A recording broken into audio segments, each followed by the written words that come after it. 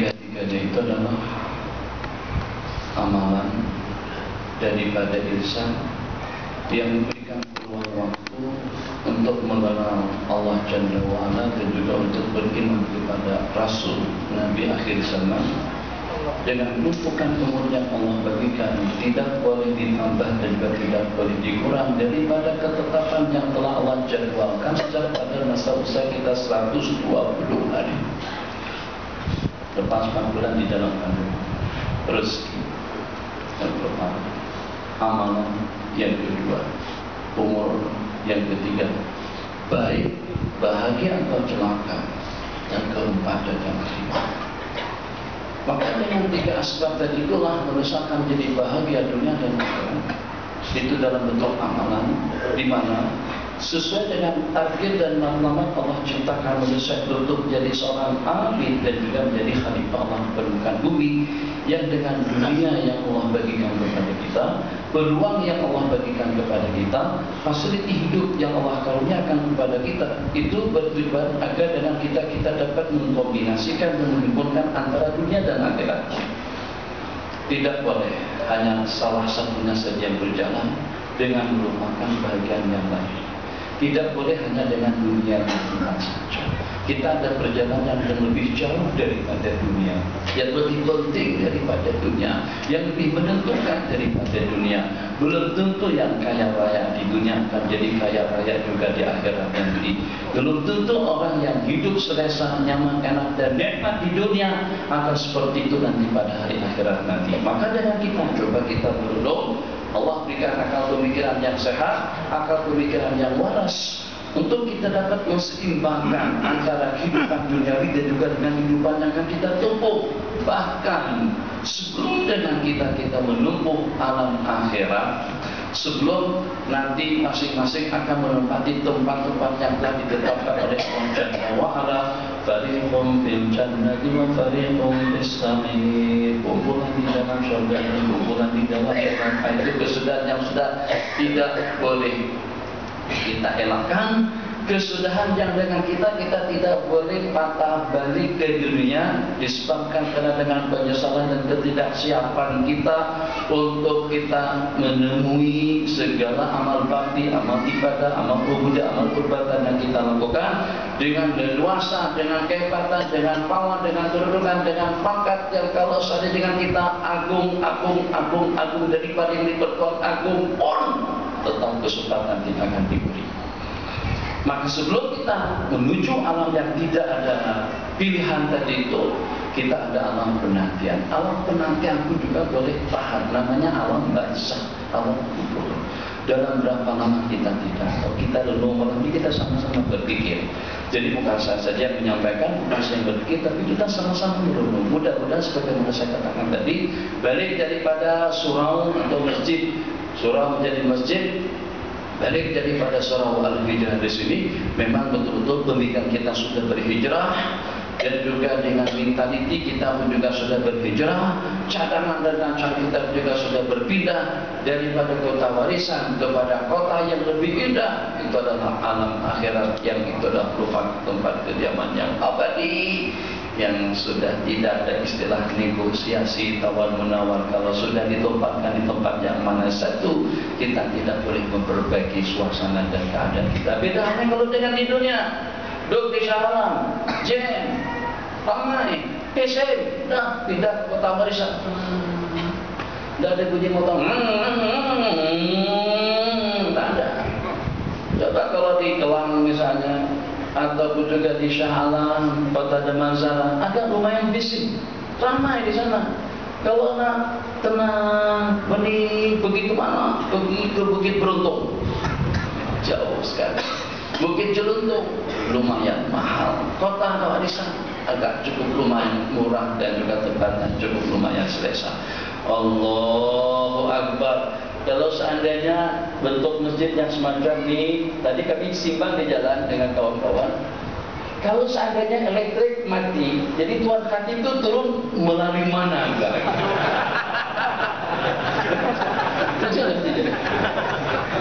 Lagi sedang asik-asik khutbah, jadi setelah selesai khutbah selesai, kemudian kedua, akhirnya sholat. Innallaha ya'murukum bil 'adli wal ihsan wa ita'i dzil qurba wa yanha 'anil fahsya'i wal munkari wal baghi ya'idukum la'allakum tadhakkarun fashkurullaha fadhkurullaha yadhkurkum washkuru 'ala ni'amihi yazidkum wa ladzikrullahi akbar wallahu ya'lamu ma tasna'un wa aqimis shalah. Muadzin kamar Allahu akbar Allahu akbar.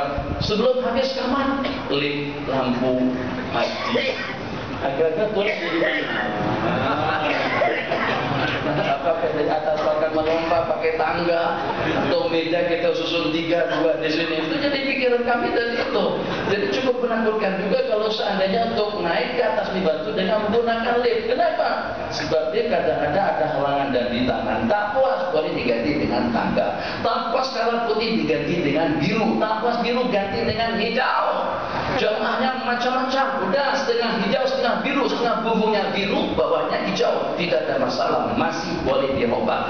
Tapi kalau pada saat memilih akhirat salah pilih nasib, tidak boleh dirubah. Pikir. Allahu Akbar. 3. 1. Amalan dengan perantaraan mulut dan anggota. Yang kedua, amalan dengan perantaraan hati. Dan yang ketiga, anggota tubuh kita selain daripada mulut. Amalan daripada jawarih, tangan, memberi, bersalaman, menolong, membantu, menulis, mencatat, mencatat dan sebagainya. Amalan daripada tangan. Peranan tangan waktu takbir Allahu Akbar itu adalah amalannya. Pada waktu kita tasyahud asyhadu an la ilaha illallah. Pada waktu kita mengambil air wudu dengan borah dan tahjil. Tahjil itu adalah untuk tangan dari kaki. Jadi kita letakkan pada kita membasuh kedua belah tangan, bukannya setakat sampai ke siku saja. Tapi pada waktu kita membasuhnya kita dahulukan yang kanan, dapat pahala anggota daripada tangan. Jadi kalau wajibnya sampai ke siku tapi kita basuh sampai dekat-dekat bahu, macam itu juga dengan kedua belah kaki. Waktu kita makan dan minum, kita gunakan yang kanan daripada kedua belah tangan kita. Waktu kita memberi, jangan memberi dengan menggunakan tangan kiri dengan sesiapapun. Kalau ternyata tangan kita kotor, dia minta ambilkan cawan, dia minta ambilkan gelas, dia kita ambilkan mangkok, maka kita ambil mangkuk tadi itu dengan tangan kiri dan kita serahkan semacam itu. Tetap kita menggunakan tangan kita waktu kita memberi, itu ibadah daripada tangan. Ibadah daripada kaki, banyak-banyak kita langkahkan kaki kita menuju surau al-hijrah. Banyak-banyak kaki kita mulai melarikan ke tempat-tempat ibadah.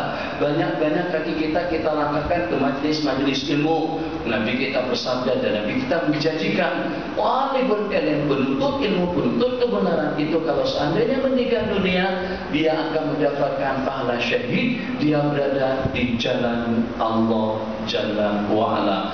Langkahkan kaki ke tempat saudara-saudara kita berkunjung. Bukan kita hanya berkunjung pada waktu kita ada keperluan senonohan, berkunjung ke rumah kawan nak pinjam duit, ada urusan, mungkin pada waktu kita melamar atau pada waktu kita menerima hutang. Kunjungan kita lillahi ta'ala, seperti yang disebutkan di dalam sebuah hadis, malaikat Allah hantar satu orang malaikat untuk menyekat, untuk mencegah di sebuah jalan. Ada salah satu daripada hamba Allah pergi ke sebuah kampung, datang mengunjungi saudaranya. Jadi Allah utus malaikat tadi itu untuk memastikan, untuk disoal siasat. Bahasa kurang lebih, bahasa sana, awak ngapain mau pergi ke situ? Awak sini ngapain? Bahasa sana kan, lo mau ngapa? Lo ngapain ke situ? Seperti itu dengan pertanyaan. Awak nak buat apa di sana? Jadi kata hamba Allah tadi itu tidak ada apa-apa, hanya setakat mau ziarah. Apa ada urusan bisnis? Apa ada urusan utang piutang? Nak melamar dunia atau nak berkempeng untuk bulan 3 yang akan datang? Sebab sekarang orang sangat-sangat minat ziarah ini. Kalau rumah di pegunungan pun orang-orang asli yang dulu-dulunya jarang mendapatkan kunjungan, sekarang mereka mendapatkan kunjungan. Alhamdulillah. Kalau bilang rakyat itu sabar dari supaya hidup suasana ukhuwah, persaudaraan, saling kunjung mengunjungi. Jadi kata hamba Allah tidak ada kepentingan politik, tak ada hubungan persaudaraan pun juga tidak ada, urusan bisnis pun juga tidak ada, utang piutang pun juga tidak ada. Ghaira anni uhibbuhu billah. Saya datang ke sana semata-mata karena aku cinta karena Allah, karena aku cinta sayangkan dia karena Allah, karena dia orang baik. Jadi kata malaikat, aku adalah utusan Allah untuk menyampaikan pesan daripada Allah Jalla wa'ala, di mana dengan Allah telah mencintaimu, menyayangimu sebagaimana kau mencintai dan mengunjunginya karena Allah. Itu langkah-langkah kaki yang sekali melangkah insya Allah secara pasti dengan ingat wallahi lebih berarti daripada KLI.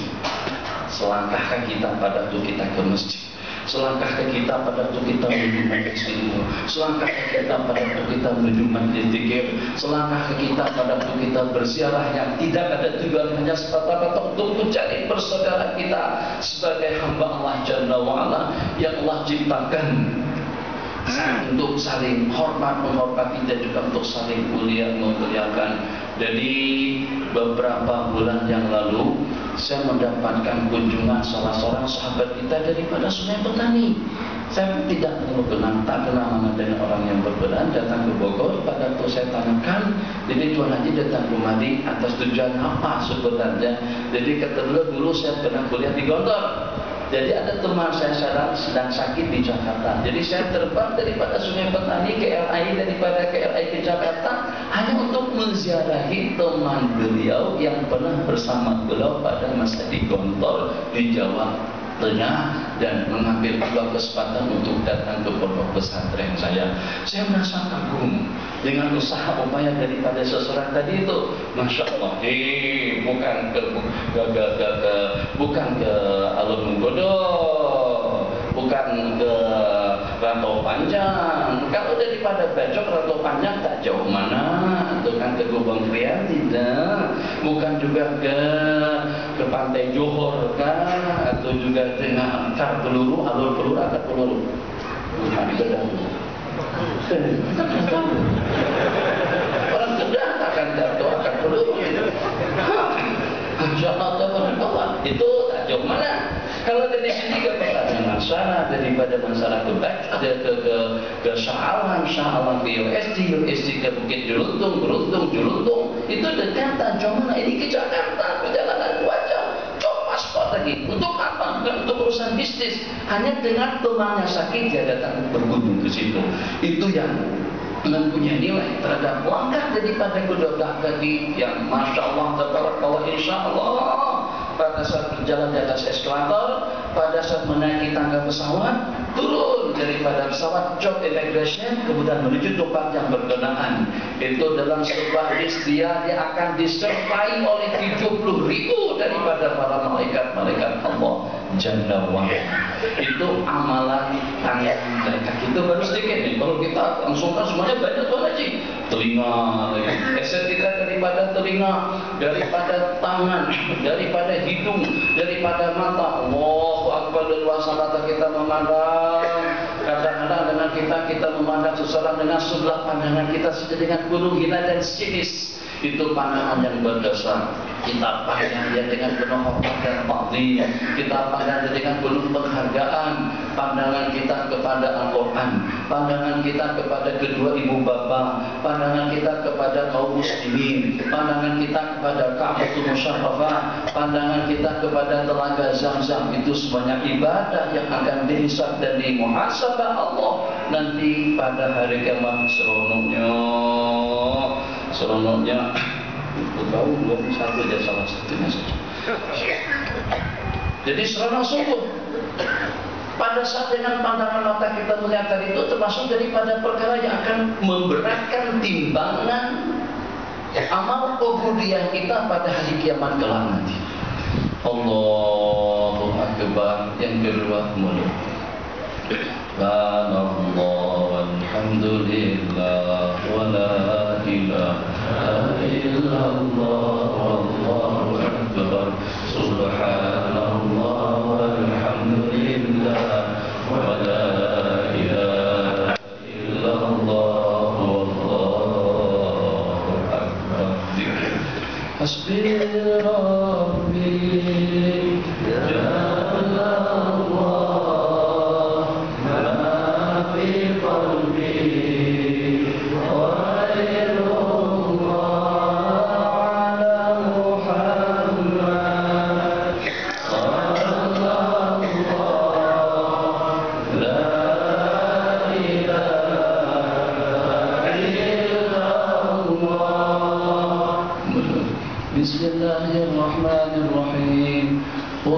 Allahu ahad, Allahu samad, lam yalid wa lam yulad wa lam yakul lahu kufuwan ahad.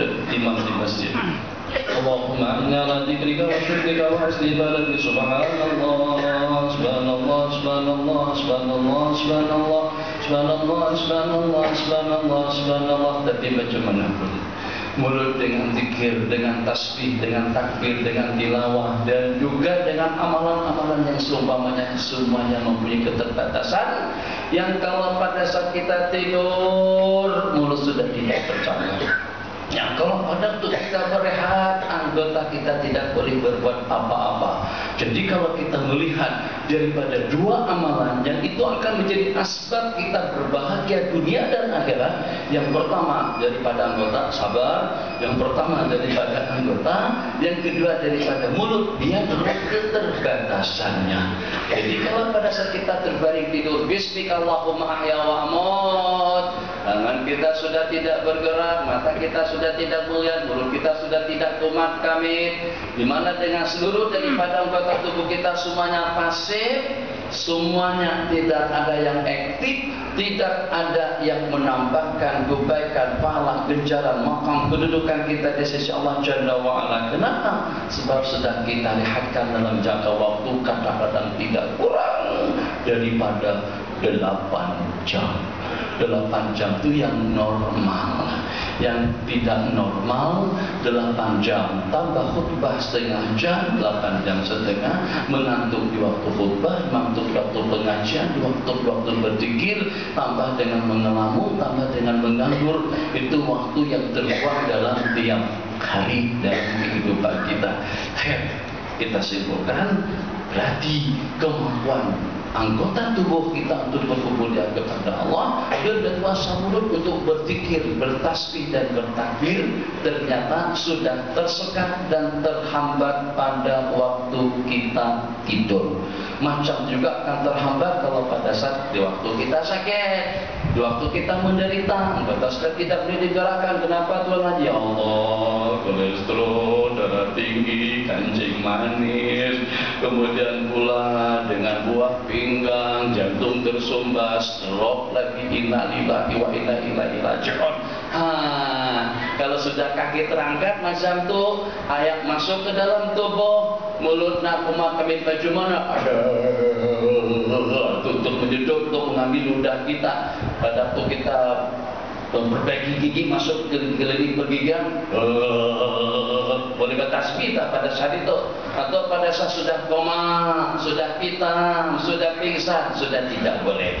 Berarti 2 daripada 3 yang saya sebutkan tadi itu ternyata terhambat di waktu kita sakit dan juga terhambat di waktu kita tidur. Tinggal 1 lagi, 1 tadi itu tidak ada tandingannya. Dia sanggup untuk melebihi batasan usia. Dia mampu untuk melebihi batasan umur dan peruntukan yang Allah bagikan kepada kita. Kalau tenaga kita ada waktunya, yang dengan kita tidak bertenaga. Kalau dengan mulut ada waktunya, mulut kita suara sudah tidak syok. Tadi itu boleh lantang, sudah ya hanana, ya hanana, ya hanana, ya hanana, dhaharat dinul mu'ayyad bidhuril hadi Ahmad, ya hanana, Muhammad. Kalau pada waktu keras itu hilang suaranya. Ada keterbatasan suara yang merdu tadi itu kena adjust lagi daripada semula. Tapi ada suatu amalan yang dengan amalan yang terpenting tadi itu, insyaallah selepas dan berkumandang nanti kita akan melangkah kepada amalan yang ketiga yang terpenting dan punya kuasa, boleh menyertakan kita bersama para nabi-nabi, para anbiya, dan boleh menyertakan kita atau menyertakan membersamakan kita bersama kumpulan asyuhada, as-salihin, ahlillahi ajma'in, dengan kemampuan amalan yang ketiga tadi itu, atau dengan amalan yang ketiga daripada 3 bagian yang ada pada diri seseorang, mampu untuk menyertakan kita bersama kumpulan-kumpulan yang terpilih nanti pada hari kiamat. kita dengani lantunan adzan dan di sahur. Sebelum adzan dilantunkan, tadi saya tengok ada sahabat kita sampai tawanan baca tasbih itu macam mana. Jadi imam baca tasbih subhanallah. Apa yang dipikirkan? Dunia ini jangan terlalu banyak dipikirkan, macam mana itu tetap dia berjalan. Panas tentang panas, sejuk tentang sejuk. Tapi kalau sampai memikirkan dunia, sampai kita mengelamun terlama-lama dunia. Ada lagi tadi saya pada saat panggilan SMS atau panggilan telepon langsung keluar, belum berpikir lagi. Kita kalau pada waktu makan kita nak ada nasi tambahan, gulainya lebih, makannya lebih. Padahal kadang-kadang belum tentu kita orang yang diistilahkan dengan istilah kita di sini, belum tentu kita kaki makan, tapi tambahnya banyak. Kita makan yang sempurna. Masya Allah, tabarakallah. Mikrofon satu tidak cukup kan? Harus dua kan? Kamera untuk apa? 2, 3, 4, 1, 2, 3, 4 itu cukup. 5 lagi di sini. Coba. Belum lagi dengan iPad tuh. Belum lagi dengan tabnya. Berapa? Tak cukup ke satu orang nanti gosip. Ada 3 kamera di sini. Ini bukan kamera ini. Kamera juga.